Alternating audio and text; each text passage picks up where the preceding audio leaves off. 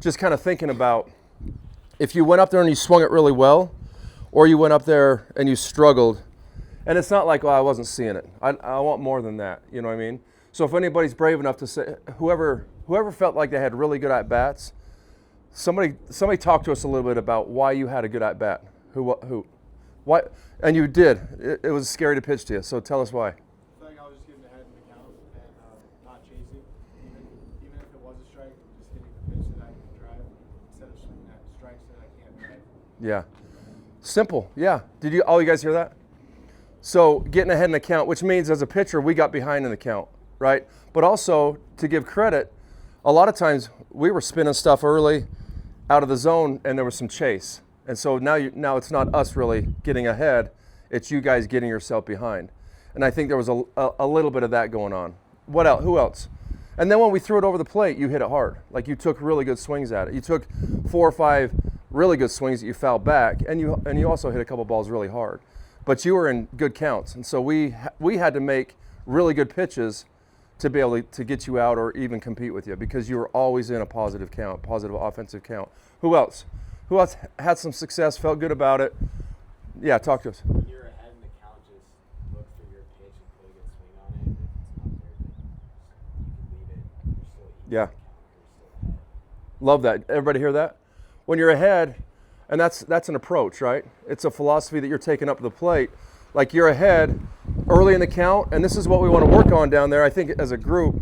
What you're going to find, guys, is our guys had a lot of bad misses, but they also had a lot of good makes, right? They came through a couple 3-1, 3-0 changes, 3-1 changes, especially last night late against the Anchors a couple times where that's the only way we kind of stayed in that game a little bit is by making a couple pitches here and there. But if you're ahead in the count, I mean, if we're in an offensive count, especially early in the count, you've got to, like in college, I think you might see one middle in or middle fastball per every other at bat. Maybe one every at bat. You're not going to see a whole lot of them, so we can't take those pitches. And last night, just looking at the data, you guys took a lot of those. We did too, but you guys probably took too many. And so, and I'm looking at faces up here, and I know there's some guys who didn't. Like you got one, right? Like you got one and got the head out, right? Were you looking fastball? Yeah, you were looking, and you could tell. And so, what we're trying to say is, go up there with a philosophy and stick with it.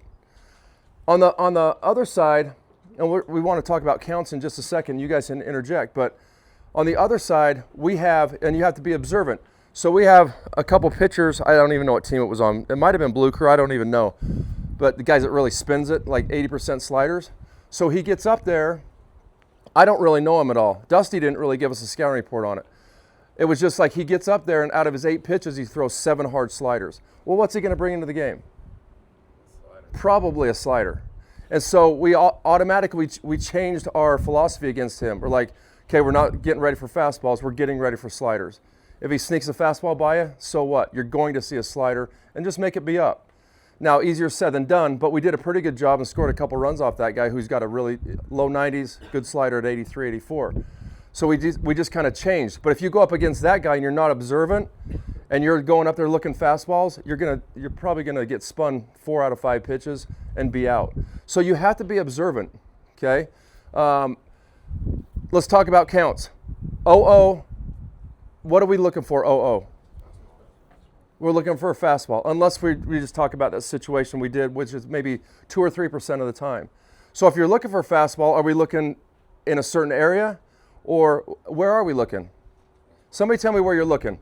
If you're going up there with an approach, 2-0, 0-0, 2-0, 1-0, 2-1, offensive count. What are we looking for? Okay, you're looking for a middle-in fastball. What are you looking for? Honestly, I don't look for a location. I just look for something that I can see good. Okay, good. Fastball out over. Fastball out over the plate. I'm looking middle out. Middle away. Okay, who else? Something you can drive. Something you can drive? What can you drive individually? Like, what are you looking for when you go up there? Fastballs and then something that he spins and he leaves it out. Okay, so you're not looking, you're not just, Necessarily any pitch. you're not cutting out a pitch. You're going location. Okay, that's a good philosophy. Who else? Belt high, fastball. Belt high fastball. So We had 7 or 8 responses. How many different responses? Yeah, 5 or 6 maybe. And that's okay. The point is, you go up there and you have a philosophy and you know in certain counts this is what you're doing. Now, like we get in a 2-2 count or a 2-strike count. Now what? Now how do we change that a little bit? My whole philosophy of 25, 30 years of coaching was always you have 2 strikes on you, you're trying to fight off, you shorten it up, you fight off and you hit a ground ball up the middle because it's going to keep your thoughts up the middle, okay? But I saw a lot of big swings with 2 strikes. And we had the luxury of knowing we're going to throw a guy 3 innings, 2 innings, whatever, so we were able to mix early. But what I thought we did pretty well, and this kind of speaks again to what we're talking about, is if you think like a hitter, okay, and I go fastball in, and it's 0-2. Are guys in this league throwing you inside a lot, or are they going away? Yeah, they're working in there. Okay, they're trying to work you in? Yeah. Okay, so I see a fastball in. What's going to come 0-2? Slider out. Okay, that's what you'd think. You know how many guys we got out yesterday on fastballs in, freezing them, and the day before? Because that's how a hitter thinks. So what I would say is with 2 strikes, and again, this is foundational philosophy, and you guys can do whatever you guys want, but you have to have something that is foundational to you. 2 strikes, I always taught you're looking outside in. We're looking an inch or 2 outside, and then this inside pitch is reactionary. We should be able to get that pitch. If we're looking soft away, this is going to beat us every single time. So even with 2 strikes, I want to still look hard away, but then we're in defensive mode, right? With 2 strikes, and if I'm thinking ground ball up the middle, then I have that ability. This is why we're trying to get through your heads to have that lag and not be right here. Because if I'm looking, like you said, I think it was you, Ben, right? We're looking soft, and everybody's doing that. It's not just you. You were just brave enough to say it. I would think everybody in here, 0-2, 2 fastballs in, I'm going to see something soft away, right? Everybody probably would have said that. Who would have said something different? Okay, because what are you looking for? Okay. I would say with 2 strikes, though, I'm looking for a fastball and just reacting. Like I'm just trying to fight off anything else. Okay. I'm trying to hit fastball back up to the middle. Good. I like that. Stay in the middle. Yeah. So you're kind of in defensive mode, but it's not like defensive mode where we're just trying to touch it. We're in defensive mode where we're looking fastball and we get to here. And like, again, if we were to look at kinetics, biokinetics, and look at every single major league hitter, they're somewhere right here ready and in a really aggressive position, ready to go forward and punch somebody or punch a punching bag instead of another person. But they're right here, okay? They're not right here because right here you can just touch it. You got to be back here, and that's why we're trying to teach you guys. And again, we're not going to change your lives in 2 months or 5 weeks or whatever we have left, but I want you to make sure that you take this to the next level where you go, wherever you're going in August, September, that you know that's the most important thing. Is 1, being on time, 2, keeping your hands back when you get fooled. It's the only thing that's going to give you a chance. Right now, I think the metrics are like 60% in college. Guys are throwing 60% off speed stuff. Okay, so you can't sit up there and just go, I'm going to get a fastball, I'm going to get a fastball. But philosophically, you have to be able to go, fastball, I'm on it. I see something different, and I can still go get it. Even if you're here, you can still go get it. If you're here, what can you do? You can touch it. That's all you can do is touch it. Okay, so know your count, and we'll work. Nuho's going to work with that, right? Know your count, have a philosophy. Just start consciously thinking about kind of what you're looking at that way. And don't get caught in a pattern where you're like, oh, it's this, he's going to throw me that. Stick with what you do. Don't even worry about it. He's going to throw the ball at you. He's got to throw the ball at you. 2 strikes, stay in your zone, maybe expand a little bit and try to work up the middle. But just put together professional at-bats. That's the big thing. A lot of big swings, big pull swings, super easy to hit. Very tough to pitch to, very tough to pitch to, very tough to pitch to. And there's other guys. These are just in my mind. Really tough guys to pitch to. And it's kind of that approach, like he's going to hit, like he's going to go that way, but I know he's got pop in his bat. You know, those are the guys that are really tough to pitch to.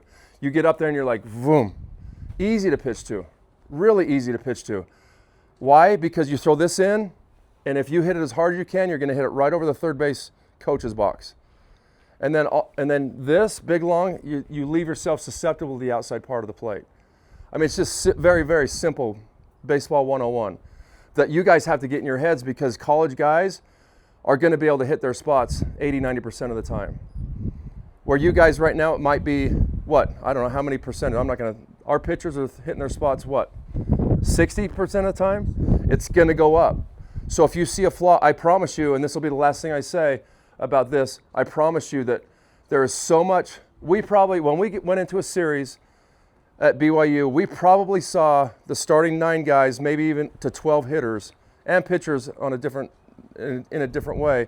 But there's software that clips every single college at-bat that you have. We will know you better than you know yourself. And we'll know your weaknesses. The team you play will know your weaknesses better than you know yourselves. I promise you. So you need to clean up those holes to be able to go out every single day and be competitive and have those good competitive at-bats. I'm telling you, if you have a hole down and away, up and in, down here, they will try to exploit it. So the less holes you have in your swing, the more successful you're going to be. Pretty simple as we talk about it. To put it in a play, you got to work at it. Good. Anybody have a question? You guys have anything to add? Does that make sense? Like, work on your deficiencies, essentially, is what I'm saying, right? Like, you guys, as you progress through the game, you guys get into the fall, and you guys start getting metrics and everything on you. It's going to be, what are your hot zones, what are your cold zones, right? And you have to address the cold zones. And mechanics are something that you can work on in the cage, obviously, but when you get into game mode, then it's just compete, right? It should be second nature. Like, what am I doing? Like, how many outs are there? Where are the base runners? What's the count, right? What's the score? And how can I have a productive at bat? The longer or the more consistent you can be, the longer you will play this game, right? And that's what it comes down to. Be consistent and have competitive at bats. And sometimes that might be an A swing and a hitter's count where you need to do damage. Sometimes that might be maybe I do have to shorten up and I do have to protect. Maybe it's bases loaded 2 outs and I need to get a hit through the middle of the field, right? Like he's saying, ground ball through the middle, right? And that scores 1, maybe 2 runs. Extends the innings, but also extends your career every at bat. Okay, and that's the mindset that we need. Extend. Be consistent. That will help you. Okay? Thanks, Joel. Hey, you guys are like, you're the best of the best. I mean, you really are. If you played the team that I have, and I've got them for another week. If you played us 10 times, you beat us 7 out of 8 times. Baseball's baseball. I mean, that's it. So, like, I love being able to be on the field and watching you, because I get a little bit better sense of what you brought to the table and how we had to pitch you and like your energy and everything. And to me, honestly, I mean, errors are errors. We're going to make them. 7's probably too many for one of the teams we played. Hey, it's hard to win that way. But honestly, I thought you guys competed and we competed, and I thought we had 4 really good baseball games. So I'm just trying to observe and try to help you get better. So just understand that we're, from our perspective as a developmental team, we're just trying to give you some little stuff that you can maybe take on and get better. Do you guys have any questions at all? Any comments? Anything that you? Okay, so stretch and throw as much as you need.